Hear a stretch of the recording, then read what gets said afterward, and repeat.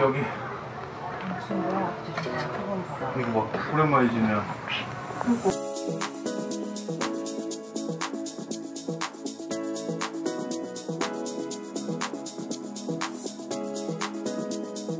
Hello everyone and welcome back. I know it's been a while since the last video, but I'm excited to bring you guys along today.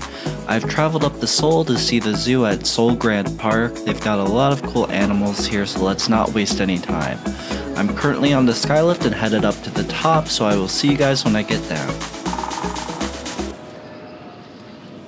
Seoul Grand Park's got over 2,000 animals here, ranging from zebras, bison from North America.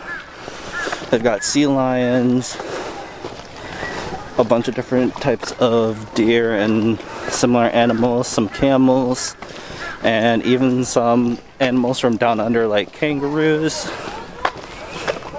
So if you're in Seoul and you have a day to spend outside, especially if it's nice like today, then you should stop at Grand Park and take a look at the zoo.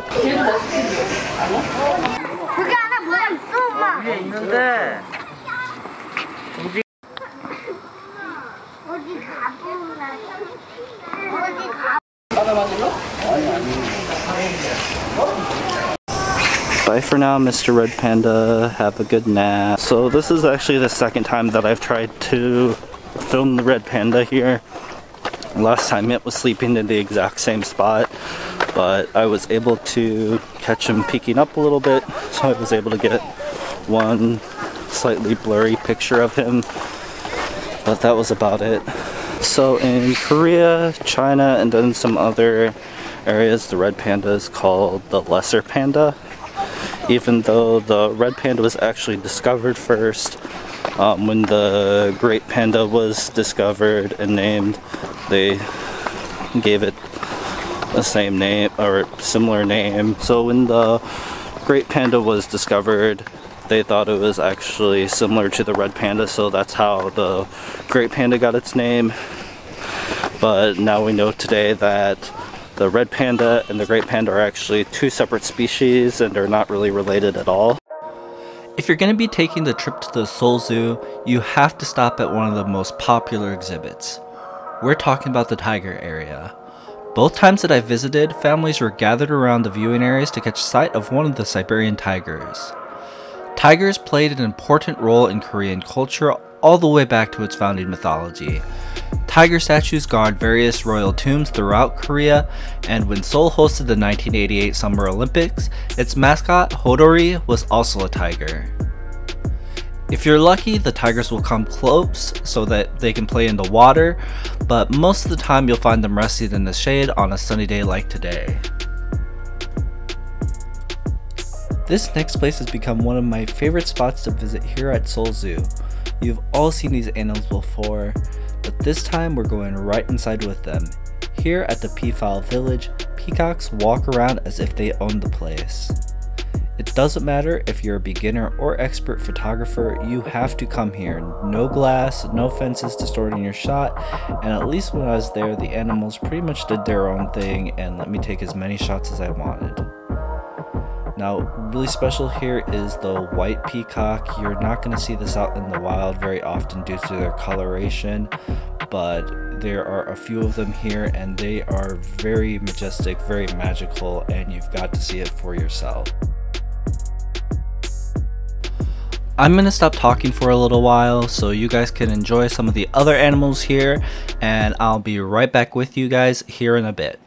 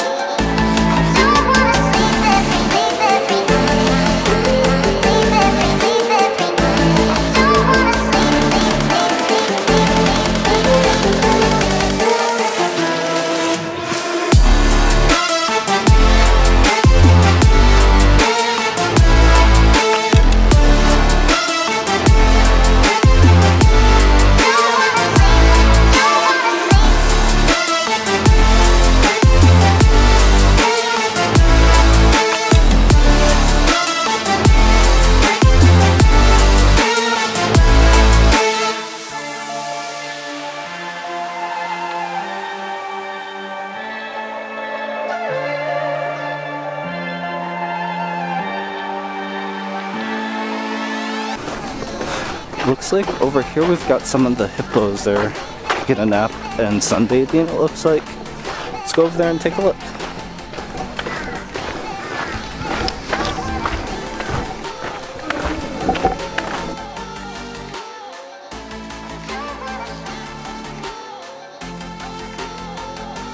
So at the entrance to Seoul Grand Park, there's usually some different ajumas that are out selling kimbap and other snacks and stuff. There's plenty of picnic tables at the zoo, so a lot of families like to have a picnic, and kimbap is really easy to put together and sit down and have a meal. But there's also different restaurants and convenience stores located throughout the zoo, so if you don't pack a lunch, you can find them pretty easy and it's not horribly expensive. So we're just passing through the African Adventure. We're just gonna make a quick stop over here and take a look at the flamingos. And there's quite a few of them over here, so hopefully we can get some good shots. Oh yeah, there's a lot of them up here. Okay, I'm just gonna make my way to there real quick, and then we'll go find the kangaroos and other Australian animals. But here's the flamingos.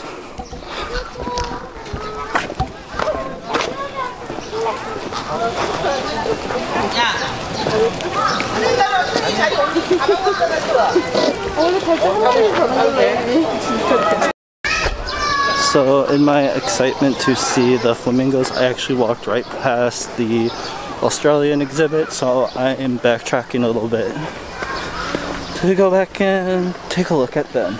Also helps, or it doesn't help, but it hurts that I don't have a map this time. First time around I did have a map, so it was a little bit easier finding the different animals. But this time I'm kind of just winging it, but we're just following the green path.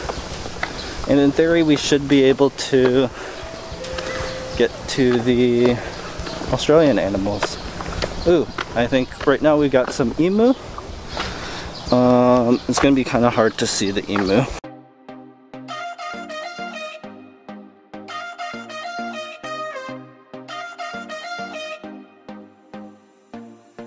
So that was the last exhibit that we're gonna look at today, was the Australian ones. There was just the emu and the kangaroo. So it's getting kind of hot now. It's also getting more crowded, so I'm just going to get out of here and get something to eat. I'm a little bit sad that the gift shop isn't open. It looks like it's completely empty right now. Probably for the best. My wallet will thank me. Bye, giraffe. Oh. So we're leaving the African Adventure for real this time instead of backtracking to the Australian area. So I will catch you guys on the outside. I'm glad I wore my walking shoes the second time. Last time I was here I wore some Van sneakers, and those gave me some blisters from having to walk the 20 kilometers that day. But at least it's a little bit cooler. Last time when we came here it was so hot that the camera temperature sensors actually said my temperature was like over 100 degrees. So that was a bit weird. Mr. Horangi, did you have fun today? Asked Mr. Red Panda. Mr. Red Panda, did you have fun today? Okay. Oh, we have Mr. Fennec Fox. Did you have fun? So we're at the exit here, so that's gonna do it here for today, guys. If you enjoyed the video, go ahead and give it a like. Subscribe to it if you aren't already. I've got some more videos coming up in the next week. If you did enjoy the video, go ahead and share that so that others can enjoy it. And if you have any ideas on where you want to see in the future, go ahead and let me know in the comments below, and I'll try to see if I can implement that into a future video. Until next time, this has been Harold with Sapphire Kids Who Travels. Teach, learn, and explore. You got something on your mind, I'ma try to help